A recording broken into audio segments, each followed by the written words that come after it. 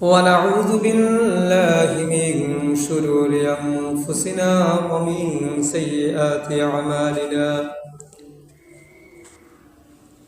من يهده الله فلا مضل له ومن يضلل فلا هادي له وأشهد أن لا إله إلا الله وحده لا شريك له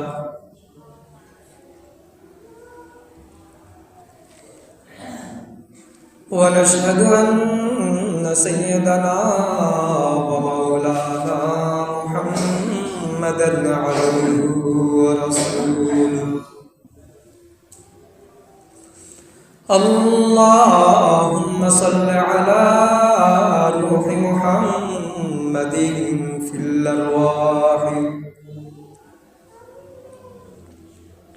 وعلى جسده في الأجساد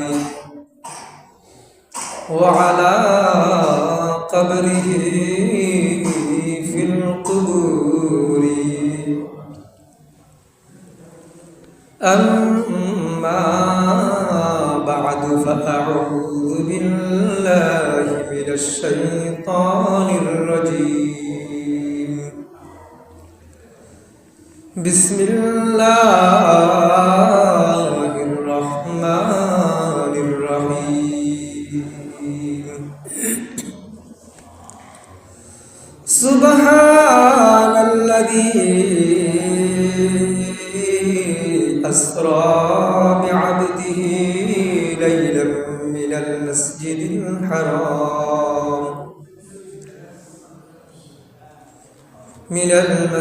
الحرام إلى المسجد الأقصى الذي باركنا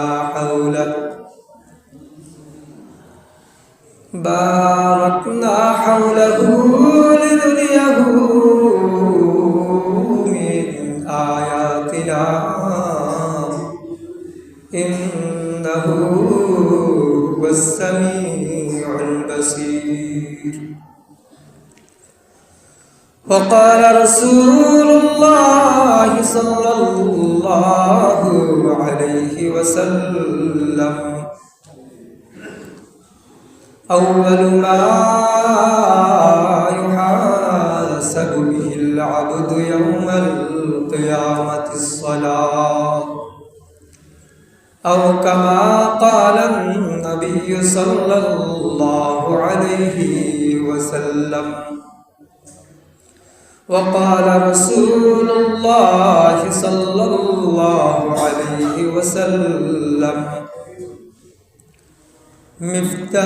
مفتاح الجنة الصلاة أو كما قال النبي صلى الله عليه وسلم الخطبة رفر الله تعالى কালামুল্লাহ শরীফের 6666 আয়াতে কারিমার থেকে মেরাজ সম্পর্কে আমার নবীজির মেরাজ সম্পর্কে একটি কোরআন কারীমের আয়াত এবং নবীজির দুইটি হাদিস পড়ার তৌফিক দান করেছেন এবং আমাদের সবাইকে শোনার তৌফিক দান করেছেন। ওই জন্য সবাই একবার অন্তরস্থল থেকে পড়ি আলহামদুলিল্লাহ। শুকরে নিয়ামত আফজ কুনাদ কুফরে নিয়ামত দিলির কুনাদ। সারা জীবন যদি আমার আল্লাহর দয়ার দিকে যদি তাকাইয়া আমরা যদি সিজদার মধ্যে যদি পড়ে থাকি, আমার যে 30 বছর 40 বছর 50 বছর 60 বছর 70 বছর 80 বছর যে আমরা ছোট হায়াতটা পাই, এই হায়াতের জীবন যদি আমরা আল্লাহ আল্লাহ আল্লাহ জিকির করি, তাসবিহ আদায় করি, আর যদি 5 ওয়াক্ত নামাজের সময় আযানের সাথে সাথে মসজিদে এসে উপস্থিত হয়ে আমার আল্লাহর ডাকে সাড়া দিয়ে নামাজ আদায় করি।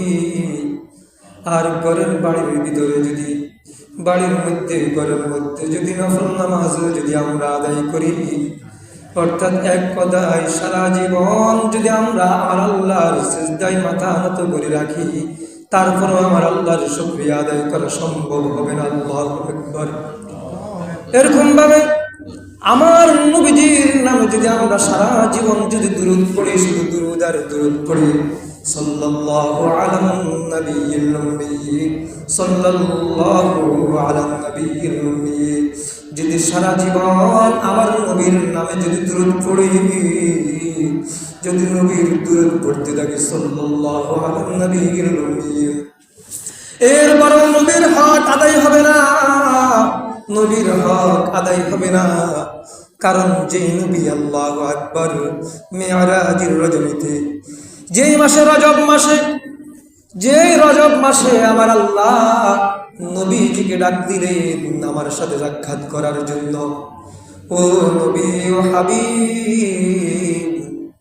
হাবিব যখন পেরেশান ছিলেন, অস্থির ছিলেন, আম্মা জান হযরত খাদিজা রাদিয়াল্লাহু তাআলা আনহা ইন্তেকাল করেন, যখন দুনিয়া থেকে ছেড়ে বিদায় হয়ে যায়, নবীজির পেরেশান,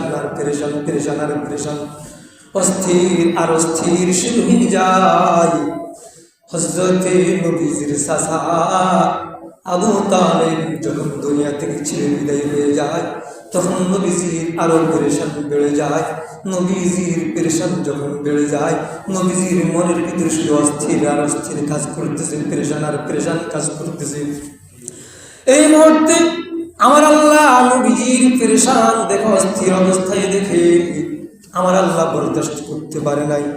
আমার আল্লাহ জিবরাইলকে ডাক দিয়ে বলো, জিবরাইল যাও, আমার নবীকে, আমার হাবিবকে ডাকি আমার কাছে নিয়ে আসো। বলেন সুবহানাল্লাহ। তখন আমার ডাক দিয়ে যখন বললেন, যাও জিবরাইল, আমার নবীকে আমার কাছে নিয়ে আসো, যখন নবীজি যাওয়ার জন্য প্রস্তুত হইলেন, নবীজির কাছে, আল্লাহু আকবার, মসজিদে হারামের পাশে ওই হজরে আসওয়াদের পাশে আমার নবী, ওই কালো পাথরের পাশে আমার নবী ঘুমায়, কালো পাথরের পাশে আমার নবী ঘুমাইতেছে। যখন ঘুমানো অবস্থায় নবীজি ছিলেন, এই মুহূর্তে জিবরাইল আলাইহিস সালাম এসে বলেন, ও নবী গো, প্রভু আপনাকে ডাকতেছে যাওয়ার জন্য। বলে কোথায়? বলে আল্লাহর সাথে সাক্ষাৎ করার জন্য আপনাকে এই মুহূর্তে যাইতে হবে আমার সাথে। তখন নবী বলেন, ঠিক আছে, আমাকে ডাক দিচ্ছেন, আর তো দেরি করা যায় না। নবীজি প্রস্তুত হয়ে গেলেন, নবীজির ভিতরে আনন্দের জোয়ার শুরু হয়ে গেছে। কি বলে রে, আমার অস্থিরের ভিতরে, পেরেশানের ভিতরে আমার প্রভু আমাকে ডাকতেছে, নবীজির সকল পেরেশান দূর হয়ে যায়। বলেন সুবহানাল্লাহ। তখন নবীজি যাবে, উত্তর কাছে যাবেন, ওই মেরাজের রজনীতে আমার নবী আমার আল্লাহর সাথে কথোপকথন করবে। আল্লাহু আকবার। তখন নবীজিকে উপরে যে নিয়ে যাবে, আসমান তো যত আর জমিতে বিচরণ করা সম্ভব, কিন্তু উপরে কিভাবে উঠবে যত সম্ভব নয়। তখন ওই জিবরাইল আমিন আলাইহিস সালাম আমার নবীজিকে সিনা মুবারক ছিঁড়লেন, অবর্ষণ করলেন। আল্লাহু আকবার। ওই কলিজা গুলাকে নূর দিয়ে দৌত করলেন। বলেন সুবহানাল্লাহ। ওই জমজমের পানি দিয়ে নূর দিয়ে দোয়ার পরে ভরপুর করে দিলেন নূর দিয়ে। আল্লাহু আকবার। যাতে আকাশ উঠতে আমার নবীজির যাতে কোনো সমস্যা না হয়। এরপরে নবীজির সামনে একটা বোরাক আসলো। কে আসলো? বোরাক আসলো। বোরাক আসি উপস্থিত হয়েছে। নবীজিকে ডাক দিয়ে বলে, জিবরাইল আমিন আলাইহিস সালাম নবীজিকে বললে, ও নবী গো, বোরাক আসছে, আপনার জন্য অপেক্ষা করতেছে, আপনি আরোহণ করে আপনি এখান থেকে মসজিদে হারাম থেকে এখন মসজিদে আকসায় যাইতে হবে, সেখান থেকে আপনাকে উপরে উঠতে হবে। বলেন সুবহানাল্লাহ। এরপরে নবীজি বোরাকের সামনে এত সুন্দর আকৃতির বোরাক, আল্লাহু আকবার, এত সুন্দর আকৃতির বোরাক। বলে যে পৃথিবীর মধ্যে এত সুন্দর পশু আর নাই। এত সুন্দর আকৃতির পশু ওই বোরাকে আরোহণ করবে। মুহূর্তে নবীজির চোখ দিয়ে শুধু পানি আর পানি, পানি আর পানি, পানি আর পানি, পানি আর পানি। নবীজিকে জিবরাইল আমিন আলাইহিস সালাম জিজ্ঞাসা করলেন, ইয়া রাসূলুল্লাহ, ঘটনা কি? কোন রহস্যই তো বুঝলাম না। আমরা একটু আগে দেখলাম আনন্দে খুশি আত্মহারা হয়ে গেলেন, আর এখন বোরাকের উপর আরোহণ করবেন। এত সুন্দর বোরাক আল্লাহ পাক রব্বুল আলামিন আপনার জন্য পাঠাইলেন, এত সুন্দর বোরাক, আর আপনি এখন দেখি চোখ দিয়ে শুধু পানি প্রবাহিত হচ্ছে আপনার চোখ দিয়ে। ঘটনা কি? চোখ দিয়ে পানি।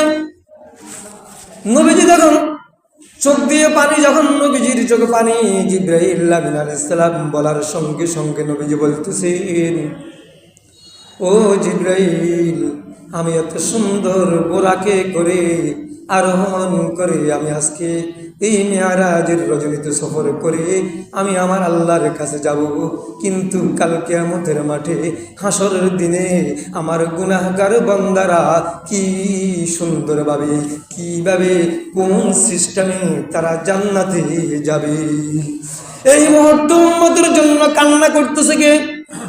নবীজি কাঁদে উম্মতের জন্য, কাঁদে উম্মতের জন্য, কাঁদে উম্মতি উম্মতি উম্মতের জন্য কাঁদে। এত উম্মতের কথা স্মরণ থাকার কথা নয়, এই মুহূর্তে উম্মতের কথা স্মরণ থাকার কথা নয়, কিন্তু বোরাকে আরোহণ করবে, এত সুন্দর বোরাক উঠবে, আল্লাহর দিদারে যাবে। এরপরও উম্মতের কথা স্মরণ করে নবীজির চোখ দিয়ে পানি, নবীজির চোখ দিয়ে শুধু পানি পড়তেছে। দেখেন নবীজির চোখ দিয়ে পানি পড়তেছে, কারণ কেন? উম্মতের জন্য। উম্মতের কথা নবীজি বলে নাই, উম্মতের কথা বলে নাই, কিন্তু উম্মতেরা নবীজির কথা ভুলে গেছে দুনিয়া পাইয়া, ঠিক কিনা? দুনিয়ার সুন্দর সুন্দর ব্যবসা বাণিজ্য পাইয়া, সুন্দর সুন্দর স্ত্রী পাইয়া, দুনিয়ার সুন্দর সুন্দর জিনিসপত্র গুলা দেখি, টাকা পয়সা দেখে, দেলাল অট্টালিকা দেখে, টাকা পয়সা দেখে, নেতা নেত্রী পাইয়া, দুনিয়ার সকল কিছু পাইয়া ওই নবীজির কথা উম্মতেরা ভুলে গেছেন। আল্লাহু আকবার। দেখেন নবীজি এরপরে এই কথা বলার পরে, এরপরে নবীজি বোরাকের উপর আরোহণ করলেন। আরোহণ করার পর আল্লাহু আকবার, বিভিন্ন দৃশ্য দেখতে দেখতে আমার নবীজি মসজিদ আকসার দিকে বোরাকের উপরে আরোহণ করে মসজিদ আকসায় যান। বোরাকের উপর আরোহণ করে কোথায় যান? মসজিদ আকসায় যান। সেখানে অনেক নবী রসুল, সকল নবী রসুল ছিলেন। সেখানে আমার নবীজি যাইয়া সকল নবীদের ইমামতি করেন। আমার নবীজি কি করলেন? সকল নবীদের ইমামতি করলেন। এরপর আল্লাহু আকবার, আল্লাহু আকবার। দেখেন দুনিয়াতে এখানে এই বোরাকের উপর আরোহণ করার সময় আমার নবীজি আমাদের জন্য ক্রন্দন এরপরে মসজিদ আকসায় যখন যাইলেন, যাওয়ার পর নবীদের ইমামতি করলেন আমার নবীজি। এরপরে সেখান থেকে দুইটা গ্লাস জিবরাইল আমিন আলাইহিস সালাম দুইটি শরবত নিয়ে আসলেন। একটা গ্লাসের মধ্যে শরবত নিয়ে আসলেন, আর একটা গ্লাসের মধ্যে দুধ নিয়ে আসলেন। দুধটা খাওয়ার পরে আমার নবীজি দুধ খাওয়ার পরে আমার আল্লাহর কুদরতি, আল্লাহু আকবার, আরোহণ দুনিয়াতে আবার জমিনে পাঠাই দিলেন, যাও আমার নবীকে নিয়ে আসো।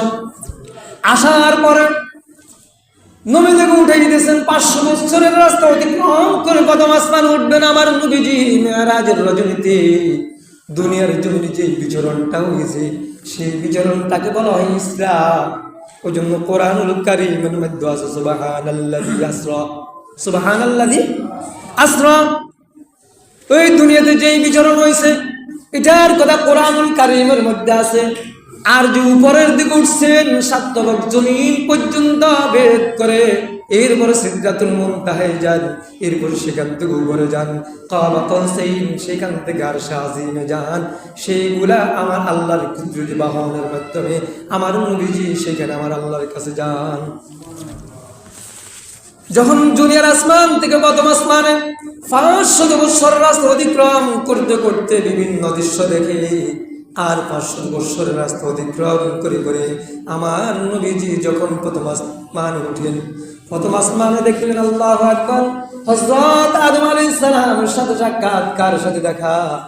বাবা আদম আলাইহিস সালামের সাথে সাক্ষাৎ। দেখে যে বাবা আদম আলাইহিস সালাম, হযরত আদম আলাইহিস সালাম সেখানে বসা অবস্থায় দেখে একবার ডান দিকে তাকায়, দেখে একবার ডান দিকে তাকায়, আরেকবার বাম দিকে তাকায়। কে তাকায়? কে ডান দিকে তাকায় আর বাম দিকে তাকায়? আদম আলাইহিস সালাম। নবীজি দেখতেছে আদম আলাইহিস সালামকে। আদম আলাইহিস সালাম একবার ডান দিকে তাকায়, আরেকবার বাম দিকে তাকায়। ইনি যে আদম আলাইহিস সালাম, নবীজি তো চিনে না। ইনি কেনা কে উনি চিনে না। দেখতেছে একটা লোক একবার ডান দিকে যখন তাকায় তখন মুচকি হাসি দেয়, তখন মুখ দিয়ে শুধু হাসি। আর যখন বাম দিকে তাকায় তখন চোখ দিয়ে শুধু পানি আর পানি। ডান দিকে যখন তাকায়, ডান দিকে অনেকগুলো মানুষের আকৃতি, ডান দিকে অনেক মানুষের আকৃতি, বাম দিকে অনেক মানুষের আকৃতি। যখন আদম আলাইহিস সালাম ওই মানুষটা ডান দিকে তাকায়, ওই মানুষটা সুন্দর করে মুচকি হাসি দেয়, বলে সুবহানাল্লাহ। ওই ডান দিকের মানুষগুলোর দিকে তাকাইলে ওই মানুষটা, ওই বিশাল আকৃতির মানুষটা শুধু মুচকি হাসি দেয়। আর যখন বাম দিকে তাকায়, ওই বাম দিকে তাকানোর মানুষগুলার দিকে যখন তাকায়, ওই মানুষটা তখন শুধু চোখ দিয়ে পানি পালায়, চোখ দিয়ে পানি পড়ে। এই অবস্থা থেকে হযরতে নবী করিম সাল্লাল্লাহু আলাইহি সাল্লাম জিবরাইল আমিন আলাইহিস সালামকে বসল করলেন, এই ব্যক্তিকে এরকম ভাবে শুধু দেখি ডান দিকে তাকাইলে হাসে, বাম দিকে তাকাইলে শুধু কাঁদে, ঘটনা কি বুঝলাম না। বলে যে উনি আদম আলাইহিস সালাম, তিনার ডান দিকে যেই মানুষগুলা আকৃতি আপনারা দেখতেছেন, এতগুলা মানুষের আকৃতি দেখতেছেন, এই মানুষগুলা হইল সবাই জান্নাতি মানুষ। বলেন সুবহানাল্লাহ। এই ডান দিকের সব মানুষগুলা কি মানুষ? সব জান্নাতি মানুষ। আর বাম পাশের মানুষগুলা যেগুলার দিকে তাকাইলে আদম আলাইহিস সালাম শুধু চোখ দিয়ে পানি পালায়, এই মানুষগুলা হইল আদমের সন্তান, জাহান্নামী মানুষ। এই মানুষগুলার দিকে তাকাইলে আদম আলাইহিস সালাম চোখ দিয়ে পানি পালায়, শুধু ক্রন্দন করে। নিজের সন্তানগুলার দিকে তাকাইয়া তিনি শুধু কাঁদে আর কাঁদে। তাহলে হযরত আদম আলাইহিস সালাম ওই প্রথম আসমানে তিনার সন্তানগুলাকে তিনি দেখতেছেন, কারা জান্নাতি আর কারা জাহান্নামী। নবী আলাইহিস সালামও দেখলেন, নবী আলাইহিস সালামও দেখলেন তিনার উম্মত কারা জান্নাতি কারা জাহান্নামী, তিনি দেখছেন। আল্লাহু আকবার। দেখেন আমাদের আদি পিতা, আমাদের পিতা তিনার সন্তানদের জন্য তিনি ক্রন্দন করতেছে, সেখানে আসমানে বসে বসে, আসমানে বসে বসে ক্রন্দন করতেছে, আর আমরা এখানে হাসি তামাশা করতেছি। আমাদের কোনো খবর নাই, দুনিয়া পাইয়া আমাদের কোনো খবর নাই। দুনিয়া পাইয়া আমরা আমাদের পিতার কথা ভুলে গেছি, দুনিয়া পাইয়া আমরা আমার নবীর কথা ভুলে গেছি, ঠিক কিনা? আমরা আমাদের নবীর কথা কি ভুলে গেছি? বাপের কথাও খবর নাই, বাপেদের আমাদের জন্য কাঁদতেছে, এটার কোনো খবর নাই, খবর নাই। নবী যে আমাদের জন্য কাঁদে। এরপরে অনেক লম্বা ঘটনা। হযরতে নবী করিম সাল্লাল্লাহু আলাইহি সাল্লামের ভাবে প্রথম আসমান থেকে দ্বিতীয় আসমানে যায়, 500 বছরের রাস্তা অতিক্রম করতে করতে দ্বিতীয় আসমানে যায়। দ্বিতীয় আসমান থেকে আবার 500 বছর রাস্তা অতিক্রম করে তৃতীয় আসমানে যায়। তৃতীয় আসমান থেকে 500 বছর রাস্তা অতিক্রম করে করে আবার তৃতীয় আসমানে যায়। তৃতীয় আসমান থেকে 500 বছর রাস্তা অতিক্রম করে চতুর্থ আসমানে যায়। চতুর্থ আসমান থেকে বিভিন্ন দৃশ্য দেখতে দেখতে আবার ষষ্ঠ আসমানে যায়। এরকম ভাবে আমার নবী আল্লাহু আকবার ষষ্ঠ আসমান থেকে বিভিন্ন দৃশ্য দেখতে দেখতে সপ্তম আসমানে যায়। সপ্তম আসমান থেকে বিভিন্ন দৃশ্য দেখতে দেখতে সিদরাতুল মুনতাহায় যায়। যেখান পর্যন্ত সিদরাতুল মুনতাহা পর্যন্ত ওই নবীজির সঙ্গী জিবরাইল আমিন আলাইহিস সালাম যাইতে পারছেন, আর কেউ এখানে যাইতে বা উপরের দিকে যাইতে পারে না। দুনিয়া থেকে যারাই অন্যান্য ফেরেশতারাও আর যাইতে পারে না। কোথায় পর্যন্ত যায়? সিদরাতুল মুনতাহা পর্যন্ত সবার জায়গা শেষ, আর যাওয়ার অধিকার নাই। সিদরাতুল মুনতাহা থেকে আমার নবীজি আল্লাহু আকবার, আমার নবীজি বিভিন্ন দৃশ্য দেখতে দেখতে আবার মালায় আলার প্রথম মঞ্জিলে যান। মালায় আলার প্রথম মঞ্জিলে যান। মাল ফেরেশতাদের বিভিন্ন মঞ্জিল স্তর আছে। ফেরেশতারা সেখানে এক একজন এক একটা ফেরেশতা, হাজার হাজার লক্ষ লক্ষ ফেরেশতা, এরা সেখানে বিভিন্ন তাসবিহ পড়ে, আমার আল্লাহর জিকির করে, আল্লাহু আকবার, আমার আল্লাহর জিকির করে। এক একজন এক একটা জিকির করতে থাকেন, বলেন সুবহানাল্লাহ। এরকম ভাবে সিদরাতুল মুনতাহা থেকে আমার নবী বিভিন্ন দৃশ্য দেখতে দেখতে মালায়ে আলার প্রথম মঞ্জিলে অবস্থান করেন, মালায়ে আলার প্রথম মঞ্জিলে যান। এরপরে মালায়ে আলার প্রথম মঞ্জিল থেকে বিভিন্ন দৃশ্য দেখতে দেখতে 500 বছর রাস্তা অতিক্রম করে মালায়ে আলার দ্বিতীয় মঞ্জিলে যান। এরপরে 500 বছর রাস্তা অতিক্রম করে আবার মালায়ে আলার তৃতীয় মঞ্জিলে আমার নবীজি যান। এরপরে মালায়ে আলার তৃতীয় মঞ্জিল থেকে আমার নবীজি মালায়ে আলার চতুর্থ মঞ্জিলে যান। এরকম ভাবে 500 বছরের রাস্তা অতিক্রম করে করে আমার নবী আবার কি করেন, মালায়ে আলার চতুর্থ মঞ্জিল থেকে মালায়ে আলার পঞ্চম মঞ্জিলে যান। এরকম ভাবে মালায়ে আলার পঞ্চম মঞ্জিল থেকে আমার নবী 500 বছরের রাস্তা অতিক্রম করে করে পর্যন্ত আমার নবী যান, বলেন সুবহানাল্লাহ। কোথায় পর্যন্ত যান? মালায়ে আলার পঞ্চম মঞ্জিল থেকে কোথায় যান? কাবা কাউসাইন পর্যন্ত যান। আর 500 বছর রাস্তা অতিক্রম করে আমার নবী আবার আরশ আজিমের কাছে যান। কোথায় যান? আরশ আজিমের কাছে যান। এরপরে সেখান থেকে 500 বছরের রাস্তা ছিল, 500টা পর্দা ছিল, 500টা কথা ছিল, 500টা এমন নূরের পর্দা ছিল, আল্লাহু আকবার। সকল পর্দাগুলা আমার আল্লাহ নবীজির জন্য সরাই দেন, বলেন সুবহানাল্লাহ। শুধুমাত্র একটা পর্দা ছিল, শুধুমাত্র কয়টা পর্দা ছিল? একটা পর্দা ছিল, আর সকল পর্দা আমার নবীজির জন্য আমার আল্লাহ সরাই দেন। সরাই দেওয়ার পরে যখন কথাবার্তা শুরু হয়, আমার আল্লাহ নবীজির সাথে যখন সাক্ষাৎ শুরু হয়, কথাবার্তা শুরু হয়, কথাবার্তা হয়, কথাবার্তা শেষ হওয়ার পরে একটা কথা, আমার নবীজিকে আল্লাহ পাক রব্বুল আলামিন বিভিন্ন কথাবার্তা বলেছেন। তারা দুইজন নবীজি যখন আল্লাহকে বলেন, শেষ পর্যায়ে একটা কথা বললেন, আল্লাহ, আল্লাহ গো, আমার গুনাহগার উম্মতের গুনাহগুলা আপনি আমার হাতে দিয়া দেন। কোথায়? আরশ আজিমে, সেখানে যাইয়াও পর্যন্ত আমার আল্লাহর সাথে কথোপকথন করতেছেন, কথা বলছেন। সেখানে একটা কথাও বলছেন, শেষ একটা কথা বলতেছেন, বলতেছে আল্লাহ আপনি তো আমাকে হাবিব বলে ডাকেন, আমাকে খুব মহব্বত করেন, আপনি আমার গুনাহগার উম্মতের যে গুনার আমলনামা আছে আপনি কোনো ফেরেশতাদের কাছে দিয়েন না, আপনি আমার হাতে দিয়া দিন।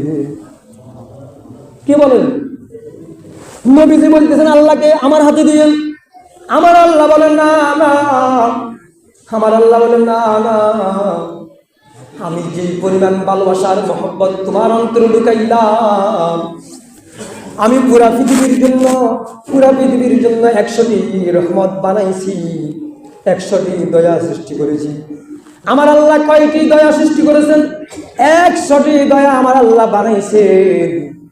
আমার আল্লাহ বলে 100টি থেকে মাত্র একটি দয়ার, একটি রহমত, ভালোবাসা আমি দুনিয়াতে মাত্র প্রেরণ করেছি, বলেন সুবহানাল্লাহ। 100টি বানাইছেন, কয়টি ভালোবাসা বানাইছেন? 100টি ভালোবাসা, 100টি রহমত বানাইছেন, 100টি দয়া বানাইছেন। তার মধ্যে 100টি দয়া, রহমত, ভালোবাসা শুধুমাত্র দুনিয়াতে পাঠাইছি। এই ভালোবাসা দিয়ে দুনিয়ার সকল মানুষ একে অপরকে ভালোবাসে, বলেন সুবহানাল্লাহ। সন্তান তার পিতাকে ভালোবাসে, পিতা তার সন্তানকে ভালোবাসে। ভালোবাসার পার্সেন্ট কত? 100 না, 1, মাত্র 1% ভালোবাসা। তাও পুরো পৃথিবীতে জিন, ইনসান, পশু পাখি যত মাখলুক আছে সকলের মাঝে এগুলা বন্টন হয়েছে। আবার জাররা পরিমাণও তো নাই, জাররা পরিমাণ আছে। এই জাররা পরিমাণ ভালোবাসা দিয়ে একে অপরকে ভালোবাসে। আমার আল্লাহ নবীকে বলেন, আল্লাহু আকবার, আমি 90% ভালোবাসা আমি আমার কাছে রেখে দিয়েছি আমার বান্দাদেরকে কাল কিয়ামতের মাঠে দেখানোর জন্য, বলেন সুবহানাল্লাহ। কত পার্সেন্ট দেখছেন আল্লাহ? 99% ভালোবাসা আমার আল্লাহর হাতে আল্লাহ রাখি দিয়েছেন।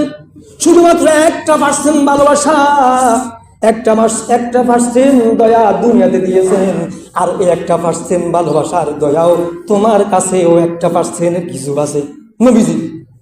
তাইলে সুতরাং তোমার উম্মতদেরকে তুমি যেই পরিমাণ ভালোবাসো, আমার বান্দাদেরকে আমি এর চেয়েও বেশি ভালোবাসি, বলেন সুবহানাল্লাহ। সুতরাং তোমার বান্দা, তোমার উম্মতদের গুনাহগুলা, তোমার উম্মতদের আমলনামা, ওই আমলের লিস্টিটা তোমার হাতেও আমি দিব না, কোন ফেরেশতাদের হাতেও দিব না, আমি আমার হাতে তোমার উম্মতদের আমলনামা আমার নিজ হাতেই রেখে দিব, বলেন সুবহানাল্লাহ। তোমার গুনাহগার উম্মতদের গুনাহ আমি কাউকে দেখাবো না, তোমার গুনাহগার উম্মতদের গুনাহ আমি কাউকে দেখাবো না, আমার হাতে রেখে দিব। শুধু স্পেশাল ভাবে তোমার উম্মতদের এমন পাওয়ার, যেই পাওয়ারের কারণে যাও তুমি তোমার উম্মতদের জন্য 50 ওয়াক্ত নামাজ নিয়ে যাও, ওই 50 ওয়াক্ত নামাজ নিয়ে যাও, আস্তে আস্তে 9 বার আসলেন যাইলেন, 9 দুগুণে 18 বার আমার নবী 50 ওয়াক্ত নামাজ কমাইতে 45 ওয়াক্ত নামাজ কমাইতে 5 ওয়াক্ত নামাজ নিয়ে দুনিয়াতে আসলেন, বলেন সুবহানাল্লাহ।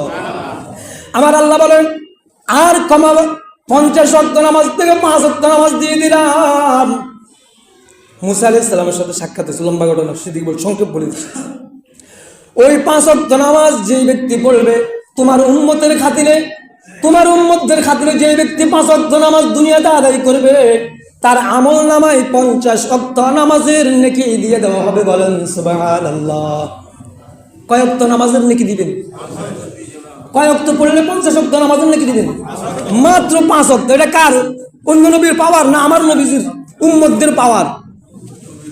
আর এই নবীর উম্মতেরা একটা নেকি করলে 10টি নেকি দেবে। এটা কার পাওয়ার?